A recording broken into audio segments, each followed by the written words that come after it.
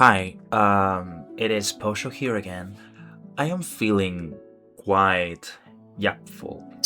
Is that an adjective? Is that a word? Yapful. Anyway, I wanna talk.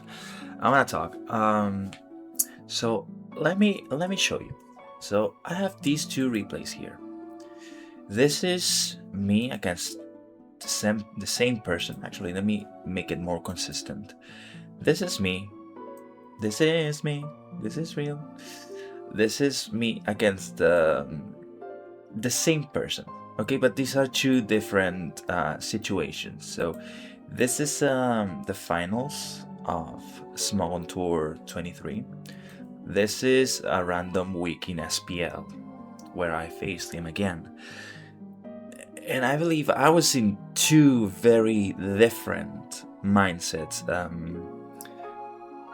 during these two replays, and like the thesis of this video is for me to talk about about mentality, because I feel it's something that is very important, especially for like the current, like for the player base in general.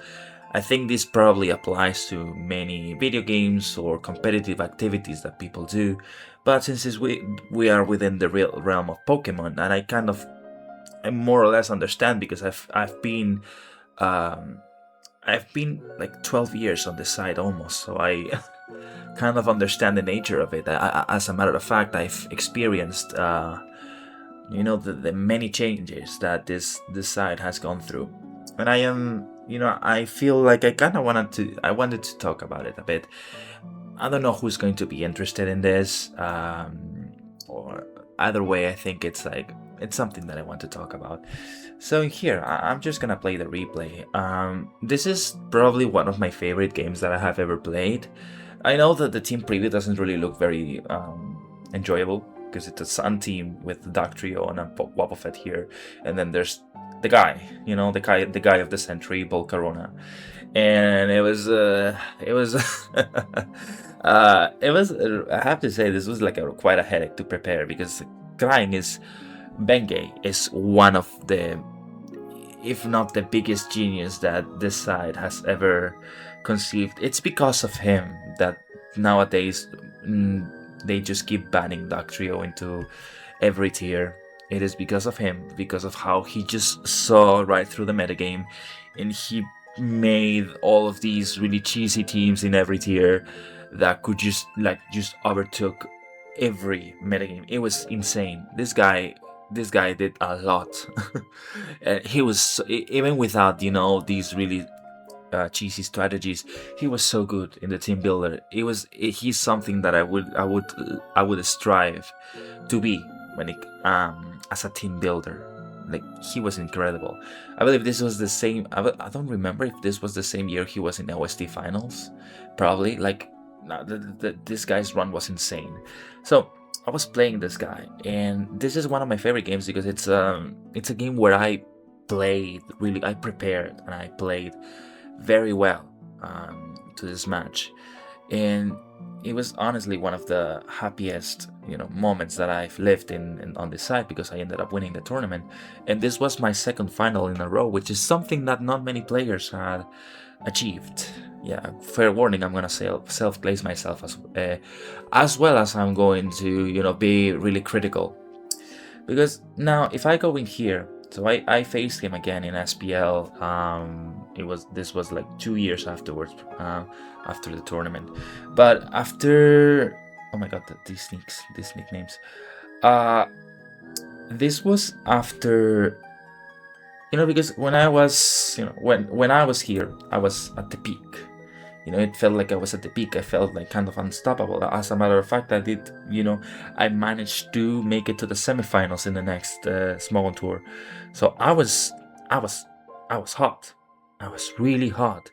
I was on a streak, and that just kept me going. And I found a lot of success. The thing is that because of this that I experienced, I became really, really obsessed with results rather than enjoying the game itself. I would dread building for a tournament because it was so stressful. I could never get the teams that I wanted, and it is really hard. Building isn't really as hard as isn't as easy as putting 6 months and you know click the suggested EV spreads. It takes a while, and the thing is that you don't have the luxury of time when you are in a tournament. If you're not able to create a new effective team within a week, then well, you can either recycle or you can use whatever mm, what's the word, defectures. Well, you know what I mean. Like a really flawed team. Yeah, whatever flawed team you have created. Sorry, I am not, English is not my first language. I'm gonna use this as an excuse, even though I've been speaking English for many years. I even teach the language to kids. But yeah, whatever. Anyways, yeah, that's the thing. I wasn't really enjoying the game. The thing is, despite how much I wasn't enjoying the game, I just kept on playing because I was obsessed with results. I was deemed a top player. So the logical thing for me is to just keep participating in tournaments and getting good records. The thing is, I was not getting them. I wasn't being consistent. As a matter of fact, my current sheet record is like minus 13 or something. I have like 25 wins, 38 losses. But that was just a string of me joining tournaments that I was not mentally prepared to play because I just wanted to prove that I was still doing fine. And as a matter of fact, like I went through, several tours where people were calling me crushed, where I was like, yeah. So that kind of thing affected my mental health a lot. I'm not blaming the people. I don't. It is normal. This kind of community is the kind of thing that breeds into this community. I do believe that we care too much about the sheets, but the thing is, sorry, I'm gonna continue the replay. Actually, I don't know why I paused it. The thing is, eventually, like it happens with everyone. Whenever you see a player that is considered to be like really good, and then out of nowhere you see that they keep having this string of not really good tournaments, so team tournaments. Because if it's an individual and you lose early on, then who cares? If you make it far, then yeah, you can notice. But the thing is, with team tours, if you lose, you have to stay on for the ride, and if you don't. And whether or not you like it, like if you have to play, you have to play. Whether even if you are like 0-8, you know what I mean. So yeah, that was the thing. That is the thing. So you see a lot of players that maybe yet they are not doing as well as they used to, and people, they will comment on it. I have commented on this before when I've seen someone who's not doing too hot, and it's normal. It's a normal thing. The thing is that people don't like to they don't like to be told these things because it really affects their mental, and makes it so that they feel that they have to prove that that you are incorrect, that yeah. And this is what very much happened to me. So you're seeing here, I win this match. I'm not gonna stop to analyze it, but I win this match. And I played really well. I played my cards very well, and I managed to pull this really insane matchup here. And then I come here. We come in here, and well, my opponent is cheesing. At this point, I was like 3-2 in SPL. I started playing black and white in this SPL, and I was doing fine. And for some reason, I was like, yeah, just move the. I want to play auras because people were having fun in auras, and I thought I would be having fun too. But no, I ran into 2 stalls back to back, and this was the second, and I was in a bad mood. And this was after like many months of not doing well in tournaments, and beating myself up over that. And well, I won't really bore you with this, but I couldn't really do much against this team. It was like impossible. And the thing that sells this match a lot is that, hold on, allow me to show you. Okay, so here it is. So here it is. This is my rage quit. Fun way to end this store, really. Getting fucking cheese like 3 times because you dudes can't win otherwise. Done with the stupid game forever. Bye. I was just prepping. He was being funny. Yeah, I don't hold it against him, by the way. I was the asshole here. I was very much the asshole. I shouldn't be talking. I shouldn't have talked to him like this. And after this, I just like rage quit, and I didn't log into onto the site for like 2 months. And I would think, well, maybe 2 months is enough for me to, you know, to to recover, um to improve on my mental health. But it really wasn't. Like, looking back into this, it really wasn't. After this, I became like really really detached from the game, and I didn't really take it seriously. I've been lurking around for like ages. I've always been around. Sometimes I was more active than in other times. I did play some tournaments. I did play one World Cup when I played Sword and Shield OU for my World Cup team. I kind of just went in because I wanted to help them. They asked me to, I believe, and I was like, yeah, sure, let's go. I played without a care in the world, and I didn't even do well in that. I think I went 1-2, but whatever. Then I played I didn't play. I captained 1 year. So, but either way, I wasn't really taking the game seriously beyond surface level. Sometimes I would play some um, ladder games, but it was really sparse. I really didn't. I haven't really played this game seriously for like many years. And then there was the. So I recently got a job, like what, recently, like 6 months ago, and I was like, well, I kind of come back here. I'm tired. I usually find myself playing video games. I don't really want to do anything else after work. So I just saw I remember, oh hey, the black white community is this really fun. So I started lurking around. There was the ladder tournament for this, and I was exposed to like so many games, and I got myself back into this like with a really, well, I would say a much mature mentality. And like, what I want to say is that after telling my whole tale, is that the thing that got me to here, got me to this glory, was that I didn't really care. I didn't care about what people thought of me. I started caring after I got the success that I wanted, and after that, I thought I had the duty to maintain it.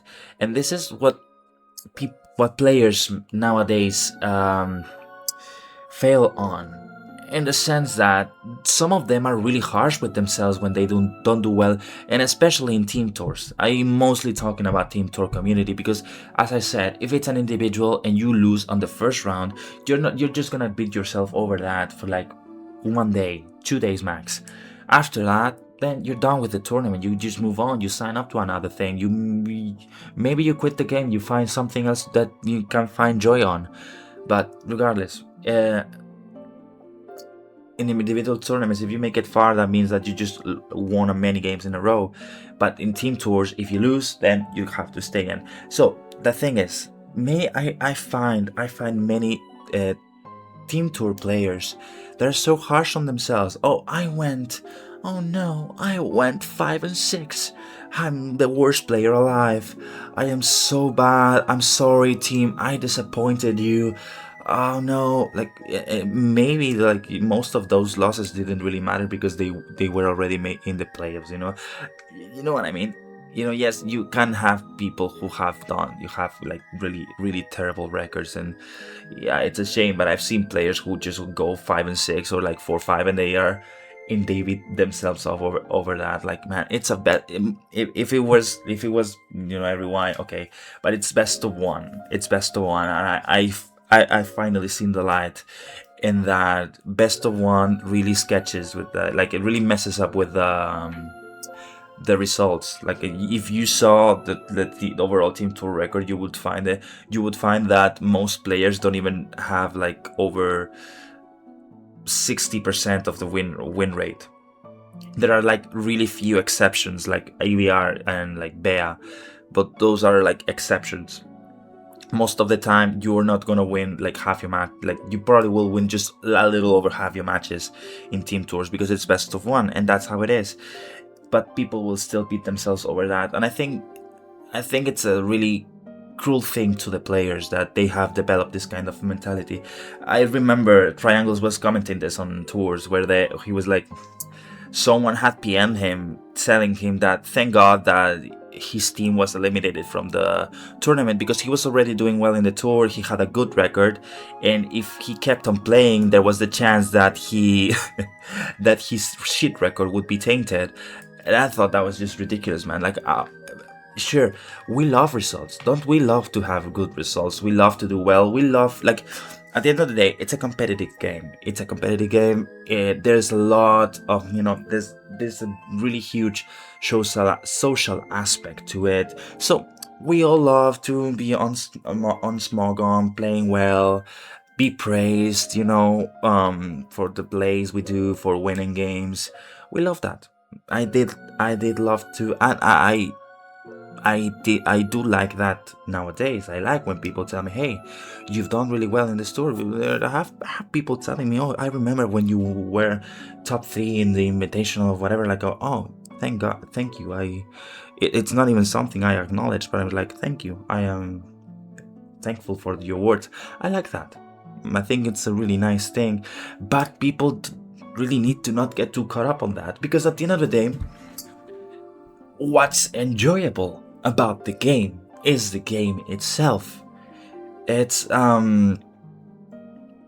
playing the game, strategizing, preparing for your match, watching replays, watching other people play, playing the game yourself, trying to improve on your play, trying to understand, like, trying to understand your own philosophy when it comes to playing. Many people play differently. I am in the black white community, and I see people here have lots of different points of view as regards playing, building, and it is really interesting because that is reflected in the teams they bring and in the ways the ways they play. It is really cool, and improving, like, getting to watch your replays and be like, okay, I fucked up here, or my opponent made really really good predictions, or understand why your opponent makes the predictions that they do, or why they play the way they do. Do they make mindless predictions? Do they actually take a calculated risk? Like, it is cool. It is a really nice thing, and I actually think it's really good for the brain to to be able to exercise this kind of game beyond just clicking and trying to do the flashy play so that people can not clap you, like, give you applause, because clapping you is another thing. Anyways, that's what I want to say. I want to show you. I'm gonna keep placing myself in it, but the thing is, I'm gonna show you what I believe is like the play that very much changed my whole career. So here it is. It's semifinals of Small Tour 23. Okay, I get to bring, this makes me so happy. I get to bring my favorite Pokemon into a Sun and Moon OU match in the semifinals. In the semifinals of probably one of, if not the most important tournament on the side. You know how happy this made me. This was the week where they released Mega Tyranitar into SM, and I was so eager to build with it because Mega Tyranitar is such a cool looking mon. So I thought I wanted to build with it. I care a lot about the looks of a team. And I was facing Kikaser, who brought the up-teens Dark Trio against me. I was so tired of facing Dark Trio, man. This was in this best of 3. I faced this Dark Trio, and then Bengay would bring another Dark Trio into the finals. I was like so tired. Anyways, so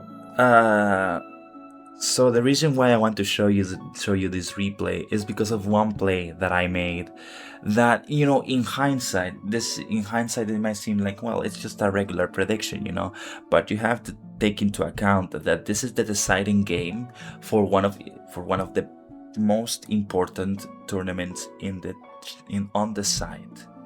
Okay, so it's not people don't really, you wouldn't play on a tournament like you would on the ladder, even though the moves are the same. Okay, so I have this replay, and I'm facing Satan Dark Trio. So okay, so I'm gonna as I said, I'm not gonna really start to analyze the whole thing. This was 9 years ago. I don't even know what I was thinking when I was 16. Okay, I was 16 here, mind you. Oh yeah, while this game goes on, also I want to clarify, when I won the store, I was 16. I was very immature. I had a lot of anger issues as well. So that's also a thing that really contributed to me, having a really, really bad mentality towards this game. I think that has changed a lot now that I am 25. I have had many a life experience, and Pokemon, I mean, and it is Pokemon, but this community at the end of the day is a reflection of our society. It can work similarly. So the way I behave now in real life kind of reflects how I behave towards Pokemon. So having said that, so let's keep on going. I'm just gonna keep. I'm not, as I said, I'm not gonna stop to analyze it. But let me. It's just that I don't want to. Is it this turn? Okay. So. Okay, so here we go. Okay, so you have to take into account that my opponent here has lost Toxapex. Okay, he cannot make any progress against my team because I just hold the majority of it. And then Volcarona gets stopped by Empoleon and Titar, Celesteela. I have AB Tangrowth that walls it all day. Mew doesn't have knockoff, so Empoleon will wall it because Burn is really weak in this gen. Zapdos, Titar, I have Kyurem, I have Tangrowth, so there's really no way for him to make any progress other than, well, this thing. He has to trap my Titar and he has to trap my Empoleon, okay? So in this situation, I was also very much psychologically pressured because if this thing started to quiver dance, well, it was wraps. It was very much gonna be over, So the thing is, this was a really hard choice for me to make. Because if it was a ladder game, I would just start mindlessly clicking, the flashy move to see if my opponent would to see if I could catch my opponent on a prediction. But this was not it. How do I put it? How do I put this? Okay. I had been playing this game after this point. At this point, I had been playing for 4 years. Okay. So I had, gathered. I had gathered a lot of experience, both in ladder, in communities, in clans, in servers, and on the ladder. I think I said that. And now in tournaments. So, sorry, there's motorbikes on the background. So, the thing is, to make a prediction here, a really flashy prediction here, would take some balls. As I said, really important tournament. If I screw up, if I just start to play flashily without being calculated, I'm just gonna get chewed up by this guy. So, but at this point, it just clicked on me. In my mind, okay, I'm gonna show you. Here's the play. I go for the Giga Drain. And I predict the double to Dugtrio. This was big. This was really big. Because this is what allows me to play the game. But this is big because I could have just as easily gone into Titar. It would have been safe. But I don't know how to put it. I cannot really explain why I just thought that clicking Giga Drain here was the thing to do. Because in my mind I was like, he's gonna make it and I'm gonna regret it. I just thought, I'm gonna regret if I don't click this move right this turn. I'm gonna regret it. Right now, I would be recording this. I would be sobbing. I would be I could have made it to the finals, and maybe I could have won, but I did it. This is not for me to tell you should take risks, but because this is not me taking a risk for the sake of it. I just knew it. I cannot really tell you why, but I knew this was gonna happen, and I knew that if I didn't make this play I would regret it, and I clicked the move. But I think, as I said, this is accumulation of many experiences that I had, and at the same time, this was me also not caring about what people thought. Because if I got this play wrong, I would have just said, well, it is what it is. I made a valid prediction, because he could have easily gone into Dactrio, because he has no way of like trapping my T-Tar, because I'm not gonna switch Zapdos into sorry, I'm not gonna switch T-Tar or Empoleon into Zapdos. He has no way of trapping me. So the only way for him to trap my T-Tar or my Empoleon is to pull a double or to let something else die against one of these two and then go into like... So it makes sense. It really makes sense for him to make this double, and I knew it would happen, and I caught him. And it's something that makes me really happy, and it's something that was born of me not giving us a flying fuck about what anybody thought. The thing is, I also think that many players, okay, they care too much about other people's opinions. They will make they will hesitate to make any sort of prediction in fear of being criticized. I have been criticized for making some plays, and I just don't care. Even in the heat of the moment, like playing your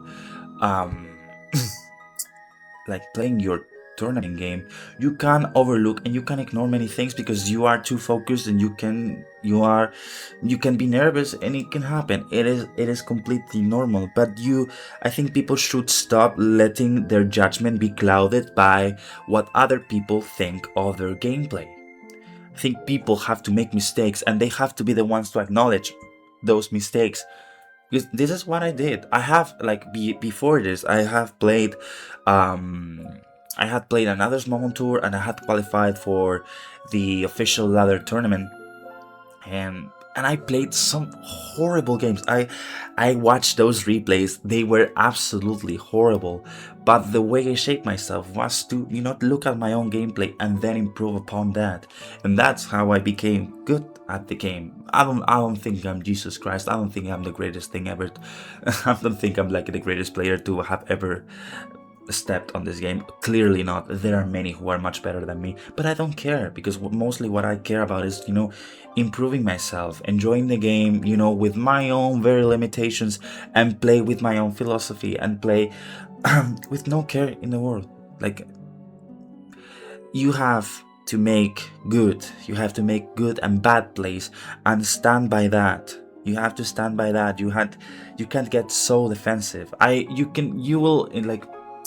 This prediction that I made here, okay, where my opponent switches into Dactrio, he could have just as easily stayed, and I would have, I could have just lost this Pokemon, and it would have been over. Maybe he could have just gone for 2 Quiver Dances, whatever, and then he could have gotten me. And does that mean that was a bad play? Well, who cares? The thing is, who cares?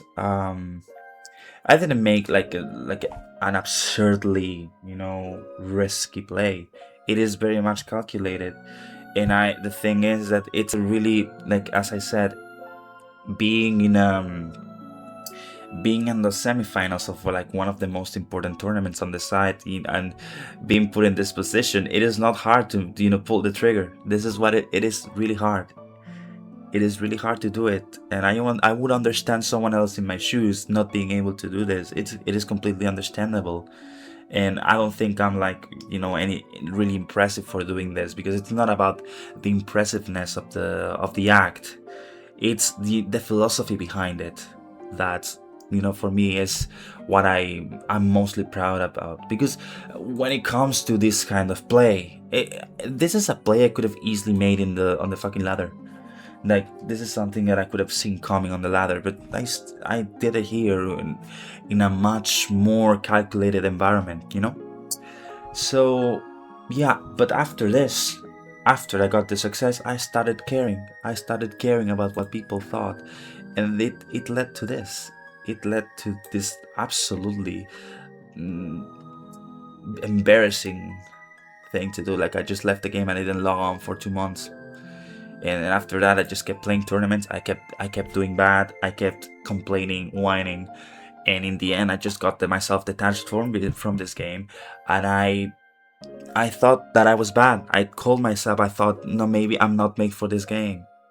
I told myself that I wasn't really made to play this game anymore, and I believed that fully for years. And now I'm back. I just played. I came back. I played the ladder tournament from Black and White, and I I won, and I'm playing more tournaments and I'm doing fine. I mean, nothing too flashy, nothing, not the level of what I did like 9 years ago, but who cares, man? I love to play this game. There's another, like, sorry, I'm gonna go on tangents because I really love this game. I really like, it is such a cool game. It is nothing too serious, honestly. Like, it's not my life or anything. But for instance, I have this game. I'm not gonna analyze it too deeply. As once again, it's not about analyzing games. But here, I like this game is one of my favorites because it was one where I had a really tight matchup. It was really hard for me to make to make progress because he was so I had this asleep, and like Tentacruel was also like really annoying. Thunderous too. Like Thunderous was a big problem for my team, and ended up relying on small percentages, like waking up here. I woke up, and in the end, it does come down to so this lander is killing me, and thankfully it doesn't. Like, my Garchomp was gonna die from rocks. Had to pull many doubles as well to make it to this point, and it was really hard. But man, I remember, like, I would be sweating from these games, and it was really enjoyable. Like, I love this. I love this. I love close games. I love games that make me think. I don't particularly like it when I am in, like, when I'm on autopilot mode. Man, know how to speak. Learn to speak. Autopilot mode. And and it was really good. Recently, like, one of the things that also propelled me to even keep on playing. Let me show you. Let me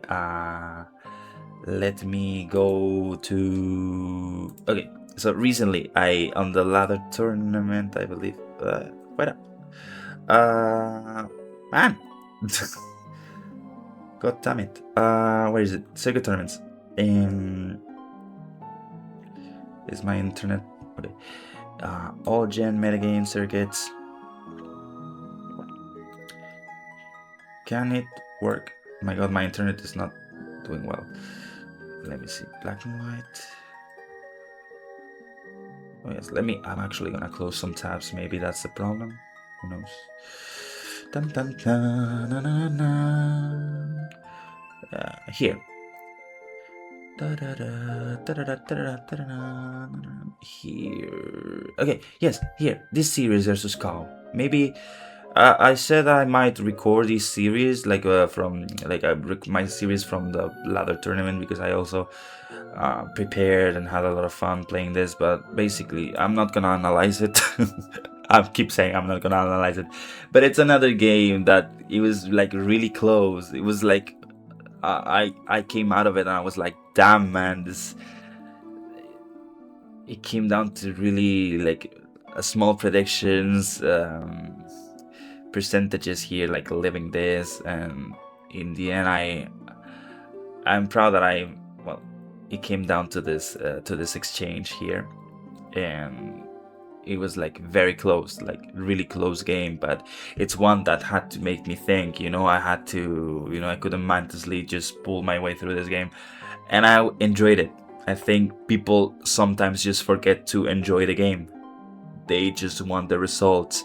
They just want the immediate praise from people. They just want to have a good sheet record. They just want the applauses, and it's not that. It's not about that. You're sure the rewards are cool. Getting praise is nice. I love that. I don't think people should, deny themselves that glory, but don't get sucked up by that. That's the thing. Enjoy the game for what it is. It's a fun game. It's a really fun game. It's a fun game that actually, when, as I said, well, it is good for the brain. It can be really good for the brain because you have to prepare. You have to, you have to be sensible about the choices that you make. You have to calculate a lot of things. It's not, just mindlessly clicking. It can be, but, it takes